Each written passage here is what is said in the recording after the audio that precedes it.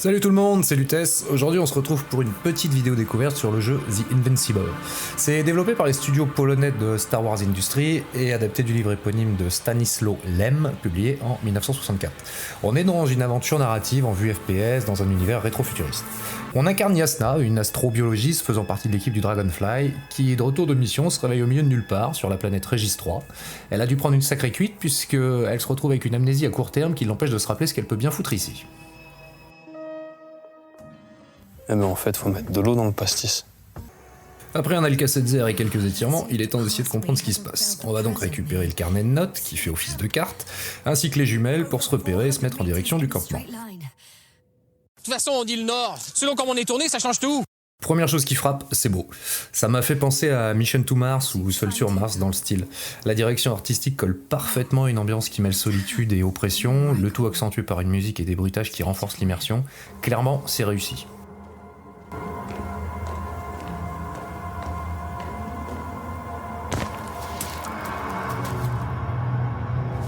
Dans un autre registre, j'avais aussi pensé à Barbarella, bon, c'est sûr, faut connaître, mais Jasna, Jane Fonda, y a un truc. Me demandez pas pourquoi j'ai regardé ce film. Meet the most beautiful creature of the future. Her name is Barbarella, and she makes science fiction something else. Seconde chose, et non des moindres, Jasna est lente. On a beau être sur une planète qui a une gravité moins forte que la Terre, et c'est elle-même qui le dit, on a l'impression qu'elle est dans la capsule d'entraînement de Vegeta.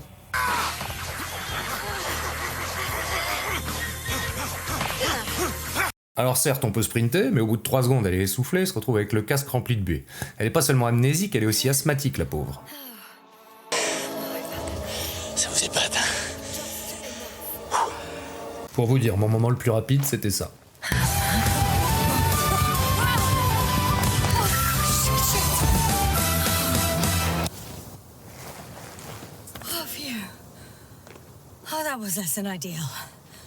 Une fois arrivé au camp, on sent mal, on va retrouver un premier collègue qui semble lui aussi avoir passé une grosse soirée. Il est dans un état proche de l'Ohio et aucun indice sur ce qui a pu lui arriver. Moi je dis Hagra, Hagra.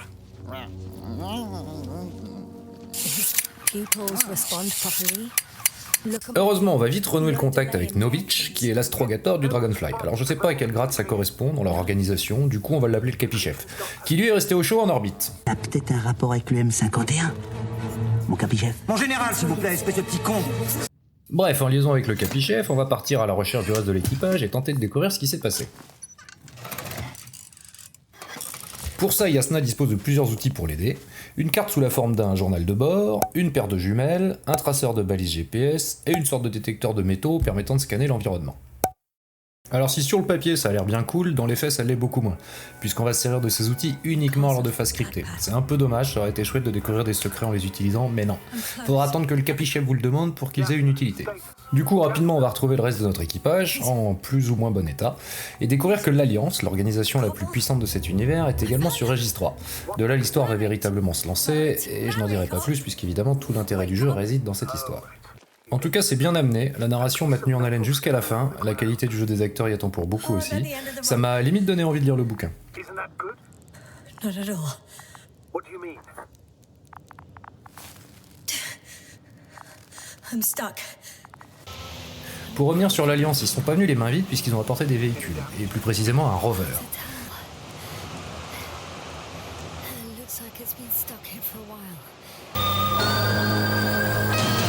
Nouvelle rover série 200, c'est soupape.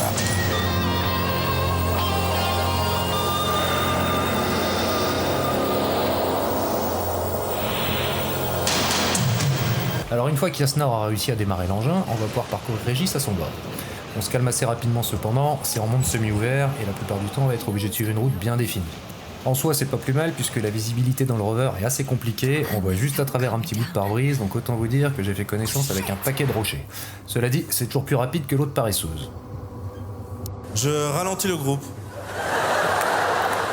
Et ça sert à rien de me taper, j'ai pas y arrivé donc... Au final, j'ai bien aimé mon escapade sur Regis 3. Si vous aimez la science-fiction et les aventures narratives, c'est un jeu qui peut vous plaire. Ce que je peux reprocher aux devs, c'est de pas avoir su doser un équilibre dialogue versus gameplay. Du coup, on a l'impression d'être dans un film interactif plutôt que véritablement dans un jeu. Comptez environ 6 heures pour le terminer, mais il faut savoir que le jeu dispose d'une dizaine de fins alternatives en fonction de vos choix. Choix que vous allez retrouver soit sous forme de route à prendre, ou lors des dialogues. Les devs ont d'ailleurs eu la bonne idée d'intégrer une sélection de chapitres afin de pouvoir recommencer le jeu, sachant que les choix importants se trouvent dans les derniers chapitres, ça permet de découvrir toutes les différentes fins sans avoir à vous palucher tout le jeu en entier plusieurs fois.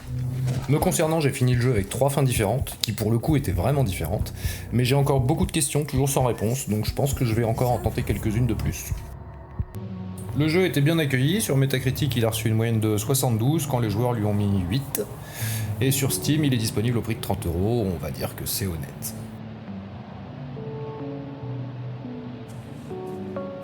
Sur ce, c'était Lutèce, j'espère que la vidéo vous a plu, je vous dis à la prochaine, portez-vous bien, et surtout n'oubliez pas, Régis est un con, c'est lui qui a appuyé sur le bouton.